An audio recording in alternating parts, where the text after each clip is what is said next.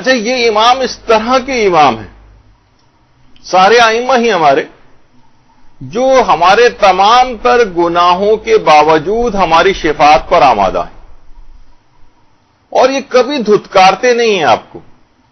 کتنا ان کا خیال رکھنا چاہیے. کتاب جو ہے اوالی اللیالی، اس کی پہلی جلد میں ہے کہ ایک دشمن اہل بیت ہمارے چھٹے امام امام جعفر صادق علیہ الصلوۃ والسلام کی خدمت میں آیا صلی اللہ علیہ وسلم،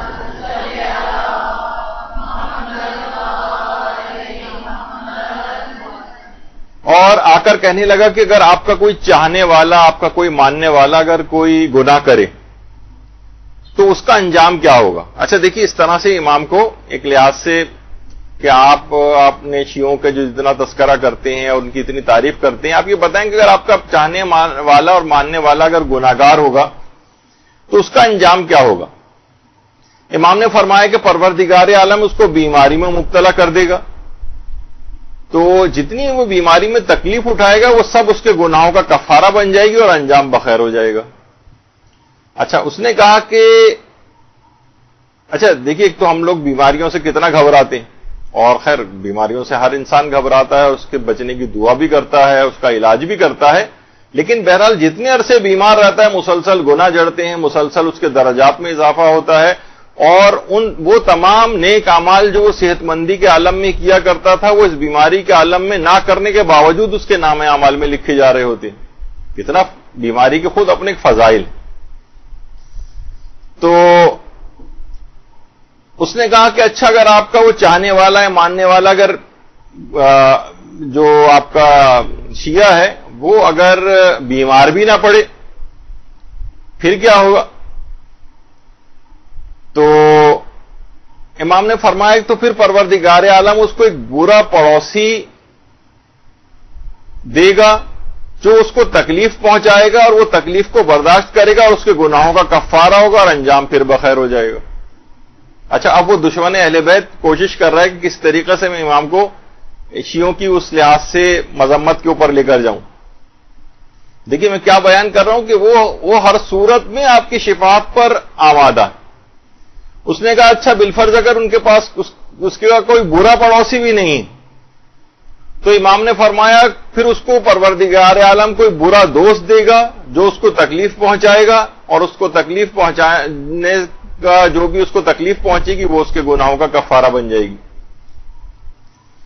اس نے کہا اچھا اگر کوئی برا دوست بھی نہیں ہے اس کا، پھر اس کا کیا ہوگا.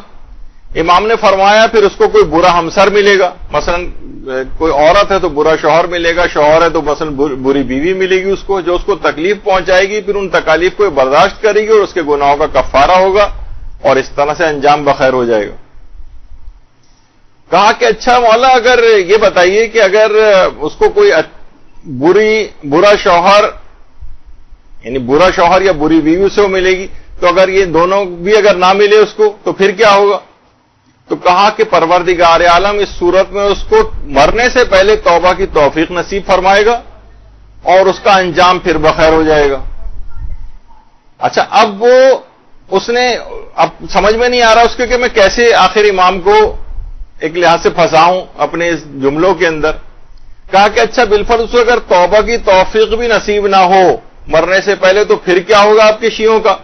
تو امام نے فرمایا تیری آنکھوں پر خاک، اس کے باوجود بھی ہم اس کی شفاعت کریں گے. اللہم صلی علی محمد.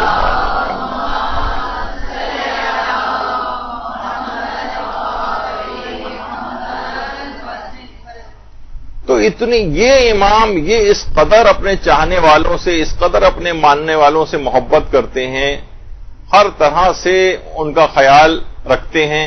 اب ان کے چاہنے والوں کو کس قدر اس بات کا اہتمام کرنا چاہیے کہ اپنے امام کے اتنے چاہنے والے امام کا دل نہ دکھائیں.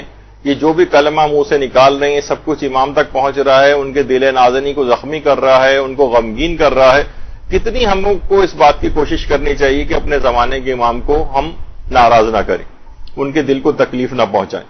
برحمتك يا أرحم الراحمين وصلى الله على محمد وآله الطاهرين.